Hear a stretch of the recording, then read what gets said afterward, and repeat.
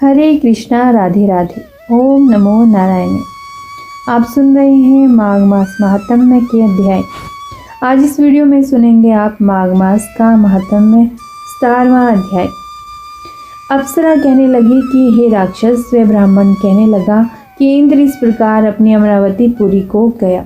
सो हे कल्याणी, तुम भी देवताओं से सेवा किए जाने वाले प्रयाग में माघ मास में स्नान करने से निष्पाप होकर स्वर्ग में जाओगी। सो मैंने उस ब्राह्मण के यह वचन सुनकर उसके पैरों में पड़कर प्रणाम किया और घर में आकर सब भाई बांधव नौकर चाकर धन आदि त्याग कर शरीर को नष्ट होने वाली वस्तु समझकर घर से निकली और माघ में गंगा यमुना के संगम पर जाकर स्नान किया। सो हे निशाचर, 3 दिन के स्नान से मेरे सब पाप नष्ट हो गए और 27 दिन के पुण्य से मैं देवता हो गई और पार्वती जी की सखी होकर सुख से निवास करती हूँ। इसीलिए मैं प्रयाग के महात्म्य को याद करके सब देवताओं के सहित माघ में प्रयाग स्नान करती हूँ। सो मैंने अपना यह सब वृतांत तुमसे कहा। तुम भी इस योनि में पड़ने और कुरूप होने का सब कारण कहो। तुम्हारी दाढ़ी और मूछें बहुत बड़ी बड़ी हो गई हैं और पार्वती की गुफा में वास करते हो। निशाचर कहने लगा कि हे भद्रे, सज्जनों से गुप्त बात कहने में कोई भी हानि नहीं होती। मुझको अब कोई संशय नहीं रहा कि मेरा उद्धार तुमसे ही होगा। सो मैं अपना सब वृतांत तुमसे कहता हूँ। मैं काशी में वेदों का ज्ञाता था और बड़े उच्च कुल के ब्राह्मण के घर में जन्म लिया था। मैंने राजा, पापी, शूद्र तथा वैश्यों से अनेक प्रकार के दान लिए। मैंने दान लेने में चांडाल को भी नहीं छोड़ा। उस जन्म में मैंने कोई भी धर्म नहीं किया, वहीं पर ही मृत्यु को प्राप्त हो गया। तीर्थ स्थान पर मरने के कारण नरक में नहीं गया। पहले 2 बार गिद्ध योनि में, 3 बार व्याघ्र योनि में, 2 बार सर्प योनि में, 1 बार उल्लू की योनि में और अब 10वीं बार राक्षस हुआ हूँ और सैकड़ों वर्षों से इसी योनि में हूँ। इस स्थान को 3 योजन तक मैंने जंतुहीन कर दिया है। बिना अपराध के बहुत से प्राणियों को मैंने नष्ट किया। इस कारण मेरा मन अत्यंत दुखी है। तुम्हारे दर्शन से चित्त में कुछ शांति अवश्य आई है, क्योंकि सज्जनों का संग तुरंत ही सुखदायी होता है। मैंने अपने दुख के कारण आपसे कहे और सज्जन लोग सदैव दूसरों के दुखों से दुखी होते हैं। अब यह बताइए कि इस दुख रूपी समुद्र को कैसे पार कर सकता हूँ। क्या क्षीर सागर हंस को ही दूध देता है, बगुले को नहीं देता। दत्तात्रेय जी कहने लगे। किस प्रकार उसके वचन सुनकर कांचन मालिनी कहने लगी कि हे राक्षस, मैं अवश्य तुम्हारा कल्याण करूँगी। मैंने दृढ़ प्रतिज्ञा की है कि तुम्हारी मुक्ति के लिए प्रयत्न करूँगी। मैंने बहुत बार प्रयाग में स्नान किया है। वेद जानने वाले ऋषियों ने दुखी को दान देने की प्रशंसा की है। समुद्र में जल बरसने से क्या लाभ। प्रयाग में स्नान करने का 1 बार का फल मैं तुम्हें देती हूँ। उसी से तुमको स्वर्ग की प्राप्ति होगी। उसके फल का अनुभव मैं कर चुकी हूँ। तब उस अप्सरा ने अपने गीले वस्त्र का जल निचोड़कर जल को हाथ में लेकर माघ स्नान के फल को उस राक्षस को अर्पण किया। उसी समय पुण्य प्राप्त वह राक्षसी शरीर को छोड़कर तेज में सूर्य के सदृश देवता रूप हो गया। आकाश में विमान पर चढ़कर अपनी कांति से चारों दिशाओं को प्रकाशित करता हुआ शोभायमान हुआ और कहने लगा कि हे ईश्वर, ईश्वर ही जानता है तुमने कितना उपकार मुझ पर किया है। अब भी कृपया कुछ शिक्षा दो, जिससे मैं कभी पाप ना करूं। अब मैं तुम्हारी आज्ञा पाकर स्वर्ग में जाऊंगा। तब कांचन मालिनी ने कहा कि सदैव धर्म की सेवा करो, काम रूपी शत्रु को जीतो, दूसरे के गुण तथा दोषों का वर्णन मत करो, शिव और वसुदेव का पूजन करो, इस देह का मोह मत करो, पत्नी, पुत्र, धन आदि की ममता त्यागो, सत्य बोलो, वैराग्य भाव धारण कर योगी बनो। मैंने तुमसे यह धर्म के लक्षण कहे। अब तुम देवता रूप होकर शीघ्र ही स्वर्ग को जाओ। दत्तात्रेय जी कहने लगे कि इस प्रकार गंधर्वों से शोभित वह राक्षस कांचन मालिनी को नमस्कार करके स्वर्ग को गया और देव कन्याओं ने वहां आकर कांचन मालिनी पर पुष्पों की वर्षा की और प्रेम पूर्वक कहा कि हे भद्रे, तुमने इस राक्षस का उद्धार किया। इस दुष्ट के डर से कोई भी इस वन में प्रवेश नहीं करता था। अब हम निडर होकर विचरेंगी। इस प्रकार कांचन मालिनी उस राक्षस का उद्धार करके प्रेम पूर्वक देव कन्याओं से क्रीड़ा करते हुए शिवलोक को चली गई। ओम नमो नारायण। माघ मास महात्म का 17वां अध्याय संपन्न हुआ। आइए सुनते हैं माघ मास महात्म्य का 18वां अध्याय। श्री वशिष्ठ ऋषि कहने लगे कि हे राजन, मैंने दत्तात्रेय जी द्वारा कहा माघ मास का महात्म्य कहा है। अब माघ मास के स्नान का फल सुनो। हे परंतप, माघ स्नान सब यज्ञों, व्रतों का और तपों का फल देने वाला है। माघ मास में स्नान करने वाले स्वयं तो स्वर्ग में जाते ही हैं, उनके माता और पिता दोनों के कुलों का भी स्वर्ग प्राप्त होता है। जो माघ मास में सूर्योदय के समय नदी आदि में स्नान करता है, उसके माता पिता के 7 कुलों की पीढ़ी स्वर्ग को प्राप्त होती है। माघ मास में स्नान करने वाले दुराचारी और कुकर्मी मनुष्य भी पापों से मुक्त हो जाते हैं और इस मास में हरि का पूजन करने वाले पाप समुदाय से छूटकर भगवान के सदृश शरीर वाले हो जाते हैं। यदि कोई आलस से भी माघ में स्नान करता है, उसके भी सब पाप नष्ट हो जाते हैं। जैसे गंधर्व कन्याएं राजा के श्राप से भयंकर कल को भोगती हुई लोमश ऋषि के वचन से माघ में स्नान करने से पापों से छूट गई। यह वार्ता सुनकर राजा दिलीप विनय से पूछने लगे कि हे गुरुदेव, ये कन्याएं किसकी थी? उनको कब और कैसे श्राप मिला? उनके नाम क्या थे? ऋषि के वाक्य से कैसे श्राप मुक्त हुई और उन्होंने कहाँ पर स्नान किया? आप विस्तार पूर्वक सब कथा कहिए। वशिष्ठ जी कहने लगे कि हे राजा, जैसे अग्नि से स्वयं अग्नि उत्पन्न होती है, वैसे ही यह कथा धर्म और संतान उत्पन्न करती है। हे राजन, सुख संगीत नामक गंधर्व की कन्या का नाम विमोहिनी था। सुशीला तथा स्वर वेदी की सुंबरा, चंद्रकांत की सुतारा तथा सुप्रभा की कन्या चंद्रिका, ये 5 सब समान आयु वाली तथा चंद्रमा के समान कांति वाली और सुंदर थी। जैसे रात्रि को चंद्रमा शोभायमान होता है, वैसे ही पुष्प की कलियों के समान खिली हुई यह अप्सराएं थी। मुझे पयोधर वाली पद्मनी, बसाख मास की कामिनी, यौवन दिखाती हुई नवीन पत्तों वाली लता के सदृश, गोरे रंग, सोने के सदृश चमकती हुई और सोने के अलंकारों से सुशोभित सुंदर वस्त्र धारण किए हुए, अनेक प्रकार के गाने और वीणा अथवा बांसुरी तथा दूसरे बाजे बजाने में प्रवीण और ताल, स्वर तथा नृत्य कला में निपुण थी। इस प्रकार में कन्याएं क्रीड़ा करती हुई कुबेर के स्थान में विचरती थी। एक समय कौतुकवश माघ मास में एक वन से दूसरे वन में विचरती हुई मंदिर के पुष्प तोड़कर सरोवर पर गौरी पूजा के लिए गई। स्वच्छ जल के सरोवर में स्नान करके वस्त्र धारण कर, मौन हो, बालू मिट्टी की गौरी बनाकर चंदन, कपूर, कुमकुम और सुंदर कमलों से उपचार सहित पूजन करके ये 5 कन्याएं ताल नृत्य करने लगी। फिर ऊंचे गांधार स्वर में सुंदर गीत गाने लगी। जब ये कन्याएं नाचने और गाने में लीन थी, तो उस समय अछोद नामक उत्तम तीर्थ में वेदनिधि नाम के मुनि के पुत्र अग्निप ऋषि स्नान को गए। वह युवा ऋषि सुंदर मुख, कमल सदृश नयन, विशाल छाती, सुंदर भुजाओं वाला सुंदर देव दूसरे कामदेव के समान था। शिखा सहित दंड लिए, मृग चरम ओढ़े, यज्ञोपवीत धारण किए हुए था। उसको देखकर 5 कन्याएं मुग्ध हो गई और उसका रूप और यौवन देखकर कामदेव से पीड़ित हो देखो देखो ऐसा कहती हुई उस ब्राह्मण के चित्त में कामदेव का डर उत्पन्न करने लगी और आपस में विचार करने लगी कि यह कौन है। रति रहित होने से कामदेव नहीं और एक होने से अश्वनी कुमार नहीं।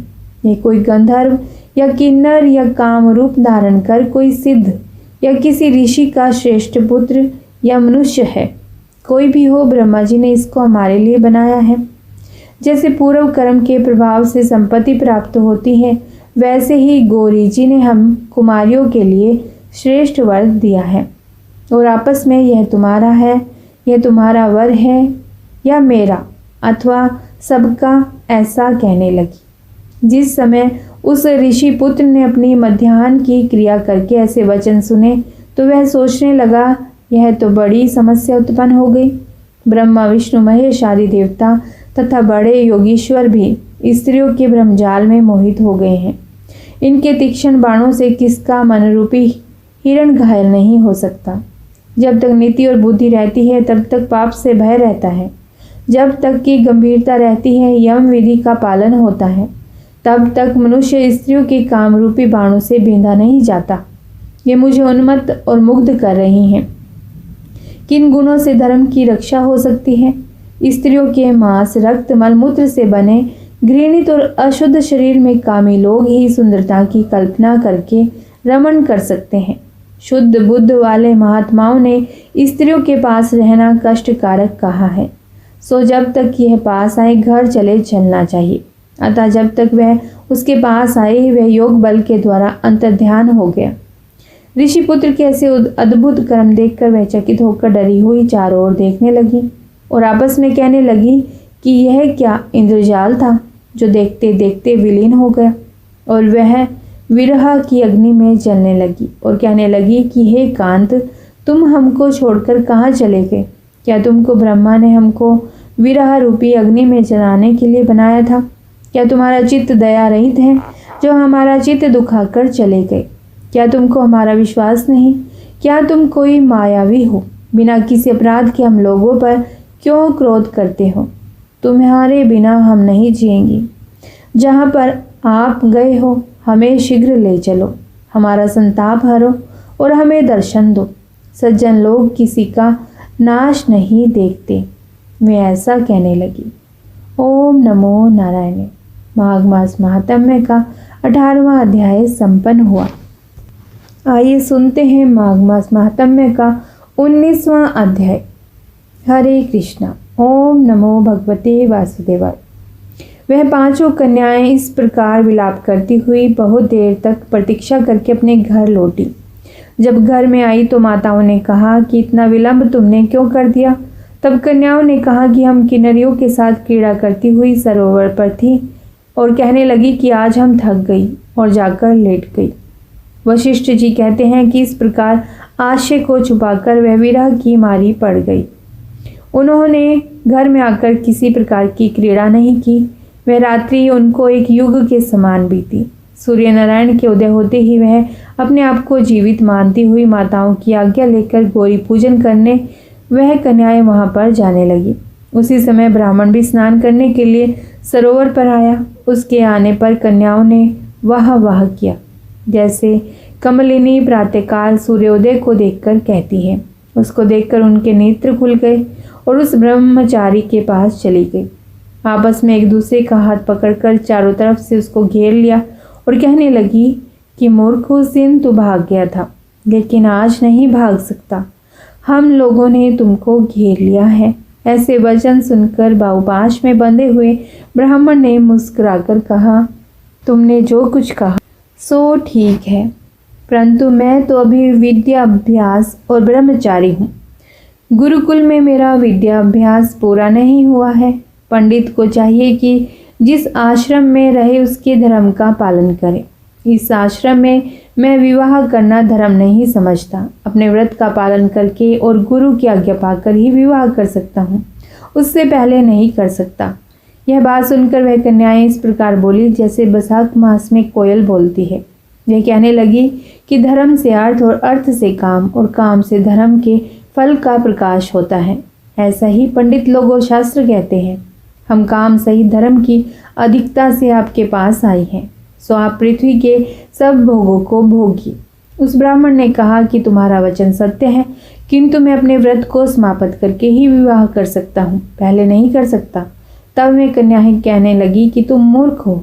अनोखी औषधि, ब्रह्म बुद्धि, रसायन सिद्धि, अच्छे कुल की सुंदर नारियां तथा मंत्र जिस समय प्राप्त हो तभी ग्रहण कर लेना चाहिए। कार्य को टालना अच्छा नहीं होता।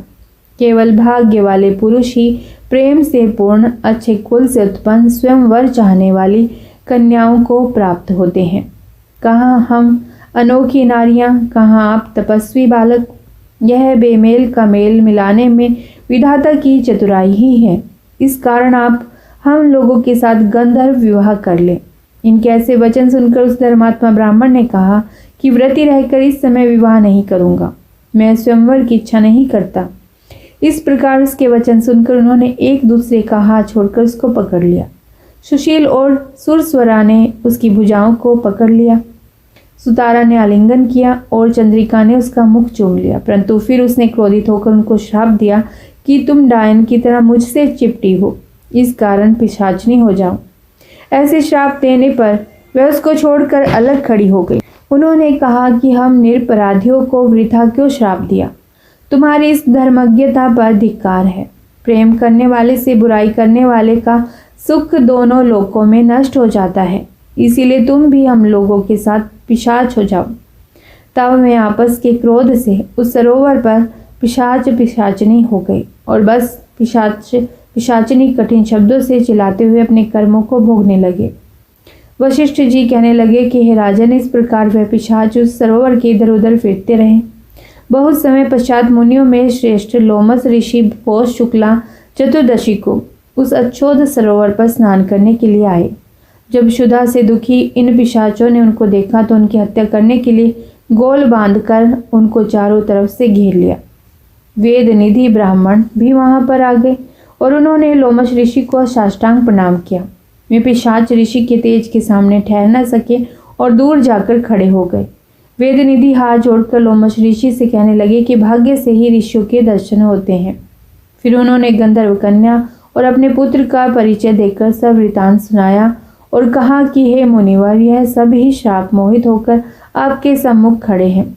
आज इन बालकों का निस्तार होगा जैसे सूर्योदय से अंधेरे का नाश हो जाता है। वशिष्ठ जी कहने लगे कि पुत्र के दुख से दुखी हुए वेदनिधि ब्राह्मण के ऐसे वचन सुनकर लोमश ऋषि के नेत्रों में जल भर आया और वेदनिधि से कहने लगे कि मेरे प्रसाद से बालकों को शीघ्र स्मृति पैदा हो। मैं उनका धर्म कहता हूँ, जिससे इसका आपस का ज्ञान विलीन हो जाएगा। ओम नमो नारायण। माघ मास महात्म्य का 19वां अध्याय संपन्न हुआ। आइए सुनते हैं माघ मास महात्म्य का 20वां अध्याय। जय श्री कृष्ण।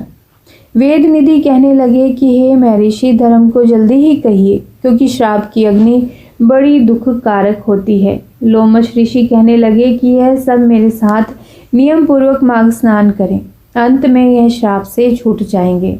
मेरा यह निश्चय है, शुभ तीर्थ में माघ स्नान करने से श्राप का फल नष्ट हो जाता है। 7 जन्मों के पाप तथा इस जन्म के पाप माघ में तीर्थ स्थान पर स्नान करने से नष्ट हो जाते हैं। इस अच्छोद में स्नान करने से अवश्य ही मोक्ष की प्राप्ति होती है। राजसूय और अश्वमेघ यज्ञ से भी अधिक फल माघ मास स्नान से होता है। अतएव संपूर्ण पापों का सहज में ही नाश करने वाला माघ स्नान क्यों न किया जाए। ओम नमो नारायण। माघ मास महात्म्य का 20वां अध्याय संपन्न हुआ। आइए श्रवण करते हैं 21वां अध्याय। जय श्री कृष्णा। राधे राधे। लोमश जी कहने लगे कि पूर्व काल में अवंती देश में वीरसेन नाम का राजा था। उसने नर्मदा के किनारे राजसूय यज्ञ किया और अश्वमेघ यज्ञ भी किए, जिनके खंभे सोने के बनाए गए। ब्राह्मणों को अन्न का बहुत सा दान किया और बहुत सी गायें, सुंदर वस्त्र और सोने के आभूषण दान में दिए। वह देवताओं का भक्त और दान करने वाला था। भद्रक नाम का एक ब्राह्मण, जो अत्यंत मूर्ख, कुलहीन, कृषि कार्य करने वाला, दुराचारी तथा अधर्मी था, वह भाई बंधुओं का त्यागा हुआ इधर उधर घूमता हुआ देवयात्रियों के साथ प्रयाग में आया और माघ में उनके साथ 3 दिन तक स्नान किया। यह 3 दिन में ही निष्पाप हो गया और फिर वह अपने घर चला गया। यह ब्राह्मण और राजा दोनों एक ही दिन मृत्यु को प्राप्त हुए। मैंने इन दोनों को बराबर इंद्रलोक में देखा। तेज, रूप, बल, स्त्री, वस्त्र और भूषण में दोनों समान थे। ऐसा देखकर उसके महात्म्य को क्या कहा जाए। राजसूय यज्ञ करने वाला स्वर्ग का सुख भोग कर फिर भी जन्म लेता है, परंतु संगम में स्नान करने वाला जन्म मरण से रहित हो जाता है। गंगा और यमुना के संगम की हवा के स्पर्श से ही बहुत से दुख नष्ट हो जाते हैं। अधिक क्या कहें, और किसी भी तीर्थ में किए गए पाप माघ मास में प्रयाग में स्नान करने से नष्ट हो जाते हैं। मैं पिशाच मोचन नाम का एक पुराना इतिहास सुनाता हूँ। इस इतिहास को यह कन्याएं और तुम्हारा पुत्र भी सुने, इससे इनको स्मृति प्राप्त होगी। पुराने समय में देवद्युति नाम का बड़ा गंभीर और वेदों का पारंगत एक वैष्णव ब्राह्मण था।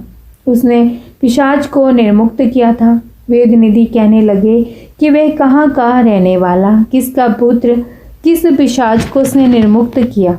आप विस्तार पूर्वक यह सब कथा सुनाइए। लोमश ऋषि ने कहा, किल्पज्ञ से निकली हुई सुंदर सरस्वती के किनारे पर उसका स्थान था। जंगल के बीच में पुण्य जल वाली सरस्वती बहती थी। वन में अनेक प्रकार के पशु भी विचरते थे। उस ब्राह्मण के श्राप के भय से पवन भी बहुत सुंदर चलती थी और वन चैत्र रथ के समान था। उस जगह धर्मात्मा देवद्युति रहता था। उसके पिता का नाम सुमित्र था और वह लक्ष्मी के वरदान से उत्पन्न हुआ था। वह सदैव आत्मा को स्थिर रखता, गर्मी में अपने नेत्र सूर्य की तरफ रखता, वर्षा में खुली जगह पर तपस्या करता, हेमंत ऋतु में सारस्वत सरोवर में बैठता और त्रिकाल संध्या करता। जितेंद्रिय और सत्यवादी भी था। अपने आप गिरे हुए फल और पत्तियों का भोजन करता था। उसका शरीर सूख कर हड्डियां मात्र रह गई थी। इस प्रकार उसको तप करते हुए वहां पर हजारों वर्ष बीत गए। तप के प्रभाव से उसका शरीर अग्नि के समान प्रज्वलित था। विष्णु की प्रसन्नता से ही वह सब कर्म करता। दधीचि ऋषि के वरदान से ही वह श्रेष्ठ वैष्णव हुआ था। एक समय उस ब्राह्मण ने बैसाख महीने की एकादशी को हरि की पूजा कर उनकी सुंदर स्तुति तथा विनती करी। उसकी विनती सुनकर भगवान उसी समय गरुड़ पर चढ़कर उसके पास आए। चतुर्भुज विशाल नेत्र, मेघ जैसा स्वरूप, भगवान को स्पष्ट देखकर प्रसन्नता के मारे उसकी आंखों में आंसू भर आए और कृतकृत्य होकर उसने भगवान को प्रणाम किया। उसने अपने शरीर को भी याद न रखा और भगवान के ध्यान में लीन हो गया। तब भगवान ने कहा कि हे देवद्युति, मैं जानता हूँ कि तुम मेरे परम भक्त हो। मैं तुमसे अति प्रसन्न हूँ। तुम वर मांगो। इस प्रकार भगवान के वचन सुनकर प्रेम के मारे लड़खड़ाती हुई वाणी में कहने लगा कि हे देवाधिदेव, अपनी माया से शरीर धारण करने वाले आपका दर्शन देवताओं को भी दुर्लभ है। अब आपका दर्शन भी हो गया, मुझको और क्या चाहिए। मैं सदैव आपकी भक्ति में लगा रहूं। भगवान उसके वचन सुनकर कहने लगे कि ऐसा ही होगा। तुम्हारे तप में कोई बाधा नहीं पड़ेगी। जो मनुष्य तुम्हारे गए स्तोत्र को पढ़ेगा उसकी मुझ में अचल भक्ति होगी। उसके धर्म कार्य सांगोपांग होंगे और उसकी ज्ञान में परम निष्ठा होगी। जय श्री कृष्ण। राधे राधे। माघ मास महात्म्य का 21वां अध्याय संपन्न हुआ। आइए इन अध्यायों के साथ एक कथा भी श्रवण कर लेते हैं। हरे कृष्णा। आइए एक कथा भी सुनते हैं। कृष्ण नगर के पास एक गांव में एक ब्राह्मण रहते थे। वे ब्राह्मण पुरोहिती का काम करते थे। एक दिन यजमान के यहाँ पूजा कराकर घर लौटते समय उन्होंने रास्ते में देखा कि एक मालिन एक ओर बैठी साग बेच रही है।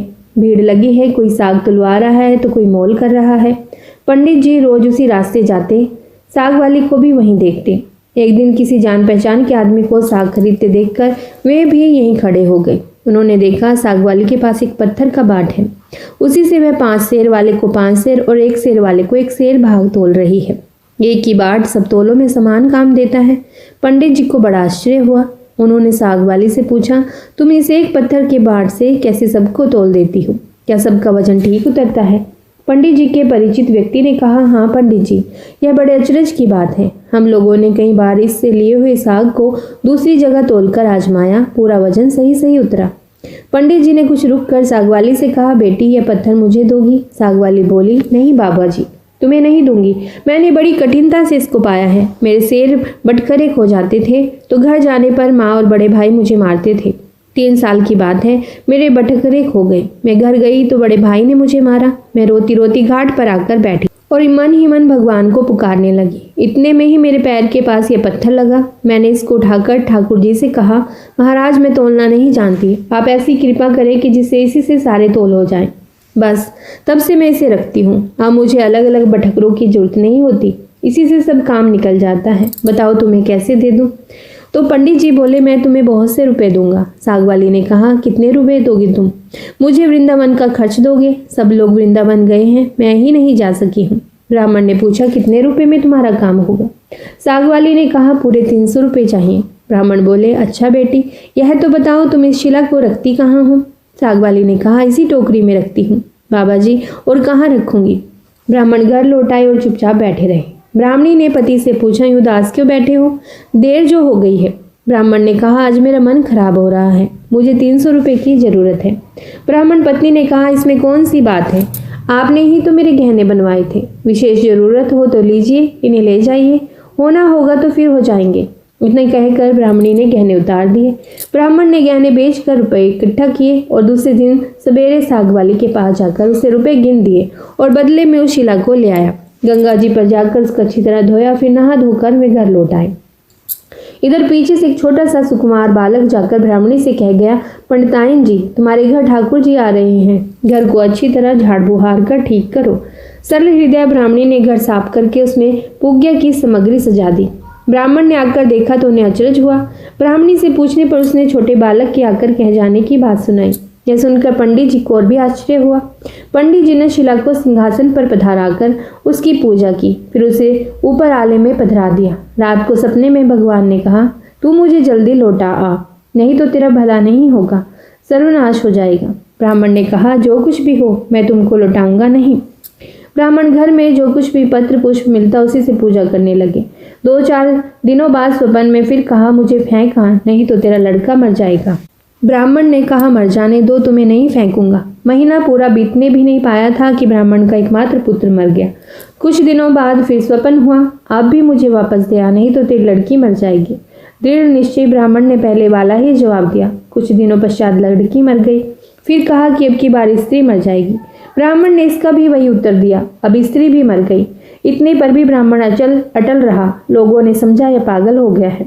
कुछ दिन बीतने पर स्वपन में फिर कहा, देख अब भी मान जा, मुझे लौटा दे, नहीं तो 7 दिनों में तेरे सिर पर बिजली गिरेगी। ब्राह्मण बोला, गिरने दो, मैं तुम्हें उस साग वाली की गंदी टोकरी में नहीं रखने वाला। ब्राह्मण ने एक मोटे कपड़े में लपेटकर भगवान को अपने साथ मजबूती से बांध लिया। वे सब समय यूं ही उनसे बंधे रहते थे। खड़खड़ा कर बिजली कौंधती, नजदीक आती पर लौट जाती। अब 3 ही दिन शेष रह गए। एक दिन ब्राह्मण गंगा जी के घाट पर संध्या पूजा कर रहे थे। 2 सुंदर बालक उनके पास आकर जल में कूदे। उनमें एक सांवला था, दूसरा गोरा। उनके शरीर पर कीचड़ लिपटा था। वे इस ढंग से जल में कूदे कि जल उछलकर ब्राह्मण के शरीर पर पड़ा। ब्राह्मण ने कहा, तुम लोग कौन हो भैया? कहीं इस तरह जल में कूदा जाता है? देखो मेरे शरीर पर जल पड़ गया है। इतना ही नहीं, मेरे भगवान पर भी छींटे पड़ गए। देखते नहीं, मैं पूजा कर रहा था। बालकों ने कहा, ओहो, तुम्हारे भगवान पर छींटे लग गए। हमने देखा ही नहीं बाबा, तुम गुस्सा मत हो। पंडित जी ने कहा, नहीं भैया, गुस्सा कहाँ होता हूँ, बताओ तो तुम किसके लड़के हो? ऐसा सुंदर रूप तो मैंने कभी कहीं नहीं देखा। कहाँ रहते हो भैया? कैसी अमृत घोली मीठी बोली है। बालकों ने कहा, बाबा हम तो यहीं रहते हैं। पंडित जी बोले, भैया क्या फिर कभी मैं तुम लोगों को देख सकूंगा?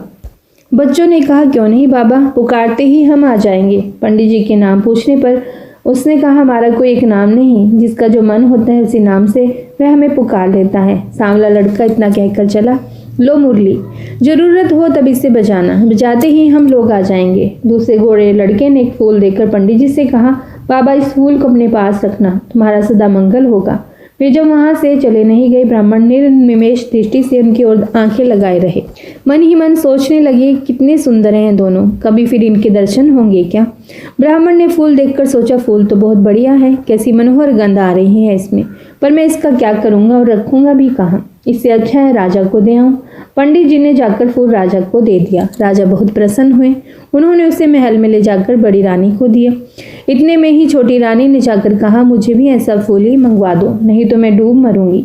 राजा दरबार में आए और सिपाहियों को उसी समय पंडित जी को खोजने भेजा। सिपाहियों ने ढूंढते ढूंढते जाकर देखा, ब्राह्मण देवता सिर पर सिला बांधे पेड़ की छाया में बैठे गुनगुना रहे हैं। वे उनको राजा के पास ले लाए। राजा ने कहा, महाराज वैसा ही एक फूल और चाहिए।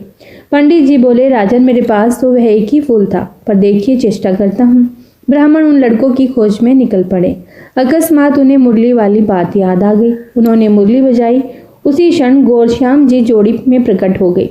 ब्राह्मण रूप माधुरी के पान में मतवाले हो गए। कुछ देर बाद उन्होंने कहा, भैया वैसा एक फूल और चाहिए। मैंने तुम्हारा दिया हुआ फूल राजा को दिया था।